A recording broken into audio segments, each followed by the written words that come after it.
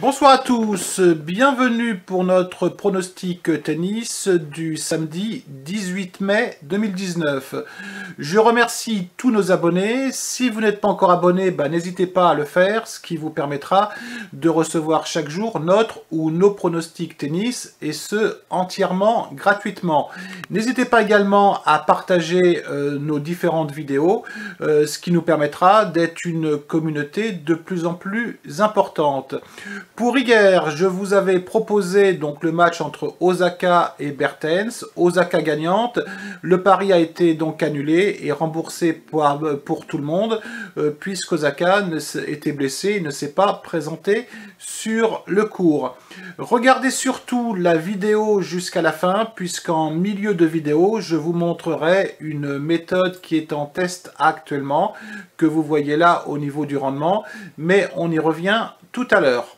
Pour demain, j'ai retenu pour l'instant qu'un seul match. S'il y avait un autre match qui se présentait, je vous ferai une vidéo un petit peu plus tard dans la soirée, sachant que tous les matchs ne sont pas encore terminés. J'ai retenu donc le match entre Nadal et notre ami grec Tsitsipas, que je sais toujours pas prononcer.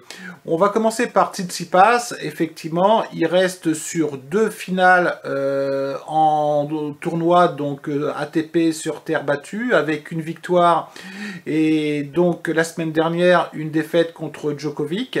Nadal est beaucoup mieux, puisque Nadal a explosé littéralement ses adversaires en laissant 15 jeux à Chardy, en laissant 15 jeux à Balasvili et en laissant seulement 4 jeux aujourd'hui à Verdasco.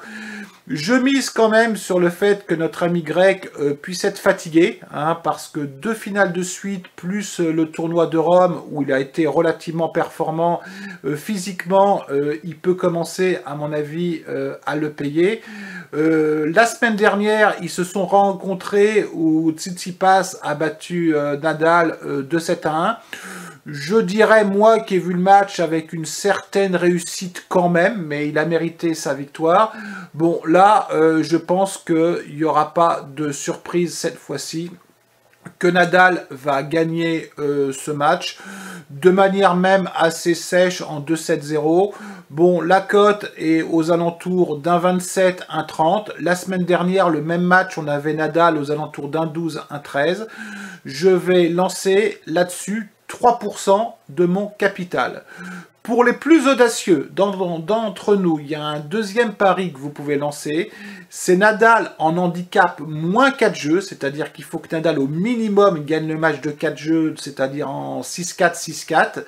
La cote est à 1,70. Je pense que ce pari passera aussi. Moi, je ne vais pas le lancer parce que moins 4 jeux, on ne sait jamais avec notre ami grec.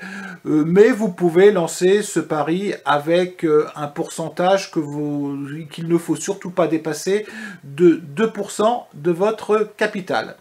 Je viens sur notre fameuse méthode. Moi, mon activité est de mettre en place des méthodes tennis, des méthodes que je diffuse jamais avant d'avoir au moins testé sur 2 mois.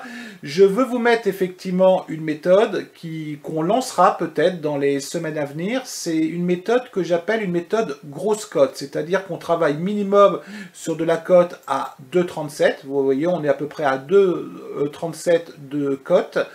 Sur 70 paris, méthode qui a été lancée depuis le 6 mai dernier, on est à 15% de rendement, ce qui est pas mal du tout. Mais je veux bien vous montrer que lorsqu'on lance des pronostics, que ce soit des pronostics foot ou des pronostics tennis, ça se joue toujours sur le moyen terme. Pourquoi je vais vous expliquer ça? Si on voit effectivement cette méthode jusqu'au 12 mai, vous allez voir que en termes de résultats, le temps que ça se mette en route, on était à moins 37 unités, moins 15% de rendement. Alors attention, c'est des mises de 5%. Si on le ramène à 1% de mise, on est à peu près à 7% de capital de perdu. Et on voit effectivement avec les surprises qu'on a eues à ce tournoi de Rome, donc on est le 17 aujourd'hui, vous voyez qu'on est passé à 15% de rendement, plus 51 unités. Pardon. Je vous mettrai le lien du site où je lance ces pronostics tennis pardon, sur Blogabet, ces pronostics test, voilà, je vais y arriver. Surtout, ne lancez pas les pronostics, c'est une méthode test, une méthode, il faut au moins 2 mois pour la peaufiner, pour bien trouver ce qui va bien, ce qui va mal, mais c'est pour vous montrer que ça se joue toujours sur du moyen terme, ça se joue pas sur une journée, sur 2 journées, voire sur une semaine.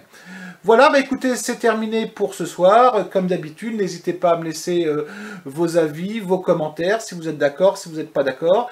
Je mettrai peut-être, comme je vous l'ai dit tout à l'heure, une autre vidéo si un pronostic intéressant se présente. Et sinon, je vous dis à demain. Allez, ciao!